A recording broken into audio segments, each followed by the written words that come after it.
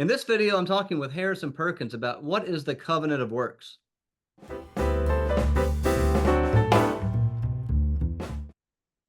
Hello, welcome to Clarity and Brevity. I'm joined today by Harrison Perkins, who's written a new book on Reformed Covenant Theology. He's a pastor in the Orthodox Presbyterian Church, and we're going to talk today about one of the big questions that is crucial to understanding covenant theology, and that is the covenant of works. So Harrison, welcome to the channel.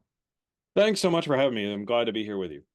So let's jump right in. People may have heard this term. Maybe they're familiar with it. Maybe they're not. Can you explain to us what is this thing called the covenant of works? So the covenant of works is at least how Reformed theology explains how God related to Adam in the Garden of Eden, that there was this formal relationship set up between them that explained why Adam, if he obeyed God in terms of specific commands, would obtain a higher reward than he had just by creation. He had great things as God made him. He needed to obey God, and yet God was kind to set up this relationship that he could obtain even better things. And so the covenant of works means what does the of works part mean of the covenant of works? So, unlike us, Adam wasn't a sinner. And Adam had the natural ability, we call it original righteousness, to keep God's law. And because Adam wasn't in need of help to do God's will, he wasn't deficient, he didn't have this moral inability to do what was right, well, he could do good works. And God, having made Adam upright with original righteousness, made it so that this covenant rested on the premise of obedience. Now we're in the covenant of grace, where our obedience isn't going to be good enough to warrant any rewards from God.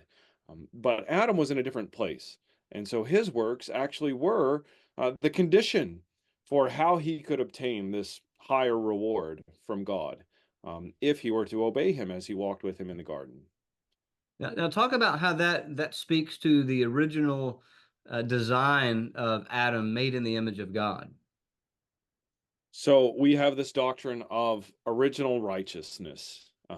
In Genesis 1 and 2, we read about how God created, he created everything and it was good. And after he created man, male and female, it was very good.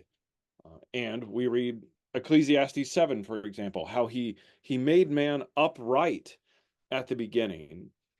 And one of the things that we see going on there is that, Adam had this ability to follow the Lord. And he was in the condition where he wasn't inhibited by sin, by the corruption of his nature.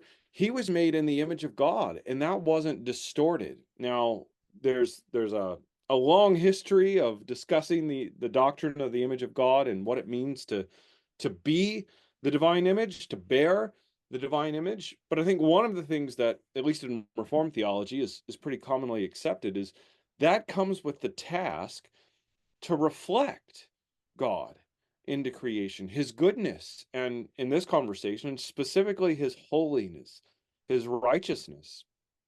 And so God made us for this purpose, to be the creaturely representative of what he is like.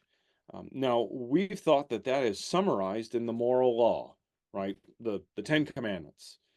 And that's kind of an encapsulation, a tight summary of, sort of the top line items of what it means to say that God is holy. God is true. He is the truth. And so we shouldn't lie. He is life. And so we shouldn't murder people. And as his image bearers, we're supposed to bring that goodness into the world. And so God made us for this purpose and with this ability to reflect his goodness at the creaturely level. And we've called that original righteousness.